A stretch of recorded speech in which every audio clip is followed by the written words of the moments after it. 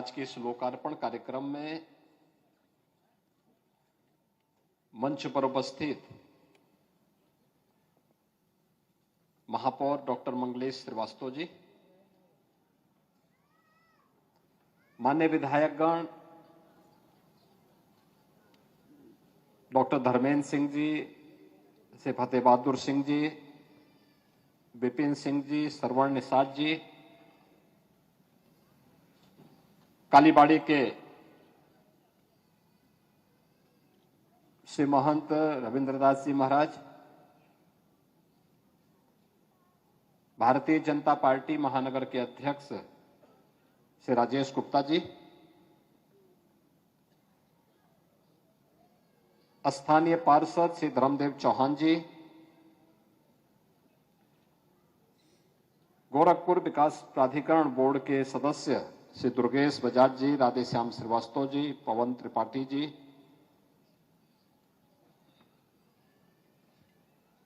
Block प्रमुख श्री संजय सिंह जी, संजय यादव जी और यहां पर उपस्थित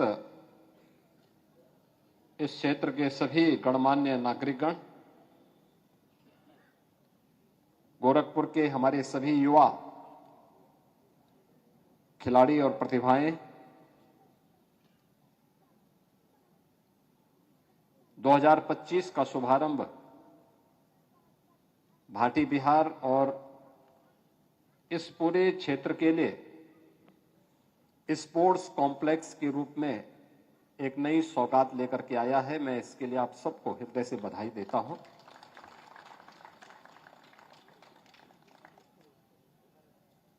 ये स्पोर्ट्स कॉम्प्लेक्स, इसमें जिला प्रशासन ने यहां पर पड़ी हुई इस जमीन को, जो आज बाबा राघव दास जी के नाम पर कुष्ठ सेवाश्रम संचालित होता था, उसकी इस लैंड को इस कार्य के लिए, जो युवाओं को फिट रखने के लिए, स्वस्थ बनाने के लिए, इस स्पोर्ट्स कॉम्प्लेक्स के निर्माण के लिए लैंड उपलब्ध करवाई। और आप सब ने मुझे विधायक बनाया, तो मैंने विधायक निधि से 3 करोड़ रुपया इसके लिए दिया और बाकी पैसा गोरखपुर विकास प्राधिकरण ने लगाया। और अब यह 5 करोड़ 23 लाख रुपए की लागत से यहां पर ये ट्रैक भी बन गया और ये सभी सुविधाएं, अलग अलग खेल की यहां पर इंडोर भी आउटडोर भी, ये सभी सुविधाएं यहां के युवाओं के लिए उपलब्ध हो चुकी हैं। इसका संचालन पीपीपी मोड पर होगा। गोरखपुर विकास प्राधिकरण इसका ओवरऑल, इसकी व्यवस्था का संचालन करेगा। और मैंने ये भी कहा है कि सुबह सुबह मॉर्निंग वॉक के लिए लोग आते होंगे, तो उन लोगों को भी यहाँ पे एंट्री मिल सके, वे लोग भी यहाँ पे, इस मोहल्ले के लोग, अगल बगल के लोग यहाँ पे घूम फिर सकें, उनको भी ये सुविधा मिलनी चाहिए। पिछले 10 वर्ष के अंदर देश के अंदर खेल और खेल संस्कृति ने एक नई जगह बनाई है। प्रधानमंत्री मोदी जी ने खेलो इंडिया खेलों के माध्यम से, फिट इंडिया मूवमेंट के माध्यम से, सांसद खेलकूद प्रतियोगिता के माध्यम से, जहां एक नई खेल संस्कृति देश के अंदर दी,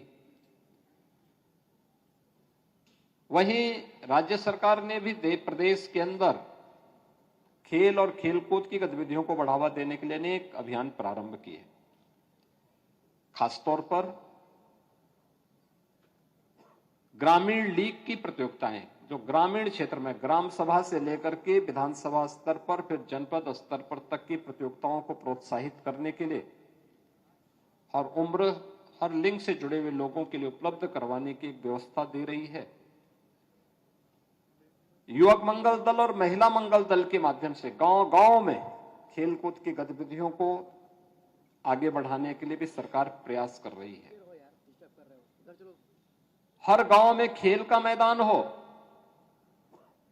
विकास खंड स्तर पर मिनी स्टेडियम हो और जनपद स्तर पर अच्छा स्टेडियम बने, इसके लिए भी सरकार पैसा उपलब्ध करा रही है, जमीन भी उपलब्ध करा रही है। गोरखपुर में हम लोग एक इंटरनेशनल स्टेडियम का निर्माण भी करने जा रहे हैं। यानी ये सभी कुछ है। और मैं अभी देख के आया, यहां की शूटिंग रेंज बहुत अच्छी शूटिंग रेंज है। अभी तक गोरखपुर में शूटिंग रेंज नहीं थी। यहां का जो युवा उस क्षेत्र में कार्य करने का इच्छुक था, प्रशिक्षण लेने का इच्छुक था, उन सबको यहां से बाहर जाना होता था। कोई पटना जाता था, कोई दिल्ली जाता था, कोई लखनऊ जाता। लखनऊ में भी उस प्रकार की सुविधा पहले नहीं थी। और आज मुझे बताते हुए प्रसन्नता है कि यहां पे शूटिंग रेंज भी यहां पर खुल चुका है और जो संस्था इसको संचालन करेगी वह यहां पर उनके प्रशिक्षण की व्यवस्था भी करेगी, जिससे गोरखपुर के युवाओं को अच्छे प्रशिक्षकों के माध्यम से न केवल गोरखपुर बल्कि पूर्वी उत्तर प्रदेश के युवाओं को स्पोर्ट्स के माध्यम से अपने कैरियर को आगे बढ़ाने का एक अवसर प्राप्त होगा। आज स्पोर्ट्स अपने आप में एक बेहतरीन कैरियर का एक माध्यम है। वैसे भी एक स्वस्थ जीवन दिनचर्या के लिए खेल और खेलकूद की गतिविधियों को आगे बढ़ाने की आवश्यकता है। आपने देखा होगा कोरोना महामारी के दौरान कोरोना की चपेट में वे लोग ज्यादा आ पाए, या तो कोई बीमार रहा होगा, या बुजुर्ग है, या फिर जो आराम तलब ज्यादा रहते हैं, वे लोग ज्यादा उसकी चपेट में आए। अन्यथा जो मजदूरी करने वाले लोग थे, मेहनत कश लोग थे, कोरोना उनका कुछ नहीं बिगाड़ पाया। तो याद रखना, स्वस्थ जीवन दिनचर्या के लिए, स्वस्थ जीवन के लिए परिश्रम अत्यंत आवश्यक है। मेहनत, खेलकूद उसमें एक माध्यम भी बनता है। कुछ न कुछ खेलकूद की गतिविधियों में हम सब जुड़े हैं और खेलकूद की गतिविधियों के साथ जुड़े। आप योगासन कर सकते हैं, प्राणायाम कर सकते हैं, मॉर्निंग वॉक में आ सकते हैं, बैडमिंटन है, टेबल टेनिस है, वॉलीबॉल है, कुश्ती है, जिम है, या फिर अन्य ऐसी गतिविधियों को। आज आपने देखा होगा मेजर ध्यानचंद खेल रत्न पुरस्कार 4 खिलाड़ियों को प्राप्त हुआ है, 4 बड़े खिलाड़ियों को। और अर्जुन पुरस्कार एक ऐसे खिलाड़ी को प्राप्त हुआ है, ऐसे खिलाड़ियों को प्राप्त हुआ, उनमें से एक ऐसे भी हैं जो पैरा ओलंपिक है। उन्हें 1970 के दशक में मेडल मिला था और तब से लोग भूल गए थे। प्रधानमंत्री मोदी जी ने याद किया, आज उन्हें अर्जुन पुरस्कार प्राप्त हुआ है।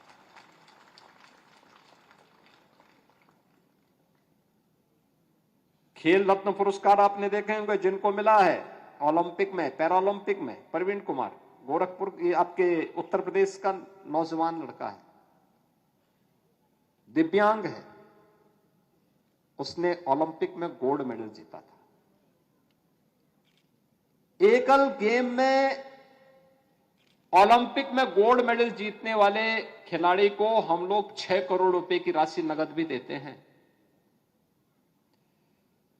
सिल्वर मेडल प्राप्त करने वाले को 4 करोड़ रुपया देते हैं राज्य सरकार की तरफ से। कांस्य पदक जीतने वाले को 2 करोड़ रुपए देते हैं। टीम गेम में यह राशि 3 करोड़, 2 करोड़ और 1 करोड़ रुपए की हो जाती है। यानी इतने बड़े पैमाने पर हम पैसा भी उपलब्ध करवाते हैं। प्रतिभाग करने वाले खिलाड़ी को भी देते हैं। और ओलंपिक में, एशियाड में, कॉमनवेल्थ गेम्स में जो खिलाड़ी मेडल प्राप्त करते हैं, वर्ल्ड चैंपियनशिप में जो मेडल प्राप्त करते हैं, उनको हम सीधे सरकारी नौकरी भी देते हैं। याद करना, सरकारी नौकरी अभी हम लोगों ने पिछले वर्ष 2022 के टोक्यो ओलंपिक में मेडल जीतने वाले जो खिलाड़ी थे ललित उपाध्याय, उनको मैंने सीधे डिप्टी एसपी बनाया है उत्तर प्रदेश पुलिस में। उन्होंने हॉकी में मेडल जीता था भारत के लिए, हमने उन्हें सीधे डिप्टी एसपी बनाया है। राजकुमार पाल इस बार हॉकी टीम के सदस्य थे उत्तर प्रदेश से, उनको भी हम लोग डिप्टी एसपी का पद देने जा रहे हैं। 500 से अधिक खिलाड़ियों को अब तक हम लोग उत्तर प्रदेश पुलिस में और उत्तर प्रदेश सरकार के अलग अलग विभागों में नौकरी दे चुके हैं। और इसलिए मैं कहूंगा कि खेलकूद की गतिविधियों में भाग लेना, इतनी अच्छी सुविधा आपको प्राप्त हो चुकी है। और जब ये उद्घाटन हो रहा था तो उस समय मैं देख रहा था, डॉक्टर धर्मेंद्र सिंह जी भी कह रहे थे कि वॉलीबॉल का मैं खिलाड़ी हूं, मेरे पास वॉलीबॉल की टीम है। कालीवाड़ी के बाबा भी कह रहे थे कि मैं हैवीवेट चैंपियन हूं। ऐसे अलग अलग लोग अलग अलग खेल के साथ जुड़े हुए हैं। और भाटी बिहार के लोगों के लिए तो उनके घर में ही अब इतनी सुविधाएं प्राप्त हो चुकी है। मुझे विश्वास है कि गोरखपुर विकास प्राधिकरण न केवल इस संस्थान को, इस स्पोर्ट्स कॉम्प्लेक्स को बेहतरीन तरीके से आगे चलाएगा, बल्कि यहां के खिलाड़ियों की छोटी छोटी बातों को और उनकी आवश्यकताओं की पूर्ति करने के लिए पीपीपी मोड पर संचालित होने वाली संस्था के साथ मिलकर के इसको बहुत अच्छे प्रोफेशनल तरीके से चलाएं। इसके ठीक बाद में हम लोग एक और कार्यक्रम गोरखपुर में कर लेंगे। अगले कुछ महीनों के अंदर गोरखपुर में स्पोर्ट्स कॉम्प्लेक्स इससे बड़े भाग में हम बनाने जा रहे हैं। 33 एकड़ क्षेत्रफल में बनने जा रहा है राप्ती नदी के पास, राप्ती नगर के पास। और भी बड़ा होगा, बड़े स्केल पे होगा। उसमें शूटिंग रेंज और लंबी होगी, ट्रैक भी लंबा होगा, अन्य खेलों को भी उसके साथ जोड़ा गया है।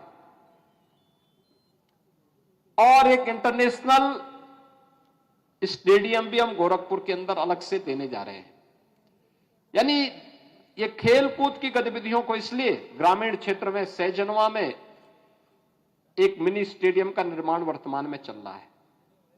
अन्य क्षेत्रों में भी हम लोग इसको बनाने की प्रक्रिया को तेजी के साथ आगे बढ़ा रहे हैं, जिससे हमारा युवा स्वस्थ रहे, अपने को फिट महसूस करे। एक फिट युवा ही स्वस्थ युवा के रूप में एक स्वस्थ समाज और स्वस्थ राष्ट्र की आधारशिला तैयार कर सकता है। और शारीरिक रूप से स्वस्थ है तो मानसिक रूप से वह स्वस्थ होकर के देश को एक नई दिशा की ओर अग्रसर करने में अपना योगदान दे सकता है। उसकी ऊर्जा का लाभ हम देश के लिए, आने वाली पीढ़ी के लिए दे पाएंगे। इस विश्वास के साथ आज यहां पर जो बाबा राघव दास स्पोर्ट्स कॉम्प्लेक्स का यहां पर आज शुभारंभ हो रहा है, इसके लिए मैं भाटी बिहार कॉलोनी को, कुष्ठ सेवाश्रम को, यहां के जिला प्रशासन को, गोरखपुर विकास प्राधिकरण को, यहां के स्थानीय जनप्रतिनिधियों को, पार्षद, महापौर, इन सबको भी मैं धन्यवाद देता हूं। विधायक तो मैं स्वयं ही हूं यहां का, तो स्वाभाविक रूप से विधायक निधि से पैसा दिया है, तो इनको सबको हम लोग बधाई देते हैं कि इन्होंने इस पूरे कार्यक्रम को अच्छे ढंग से आगे बढ़ाने में योगदान किया है। और मुझे लगता है कि हमारा युवा अगर इन गतिविधियों के साथ जुड़ता है तो शासन की निधि का इससे बेहतर उपयोग और दूसरा नहीं हो सकता, जिससे हमारा युवा अच्छी दिशा में आगे बढ़कर के देश के निर्माण में अपना योगदान दे पाएगा। जिन खिलाड़ियों को आज हमने यहाँ पे स्पोर्ट्स किट उपलब्ध कराया है, इन सबको मैं बधाई देता हूं। जितना अच्छा खेल पाएंगे उतना ही अच्छा अवसर उनके सामने आने वाले भविष्य का होगा। और उस बेहतर भविष्य के लिए मेरी मंगलमय शुभकामनाएं आप सबके प्रति है। धन्यवाद। जय हिंद।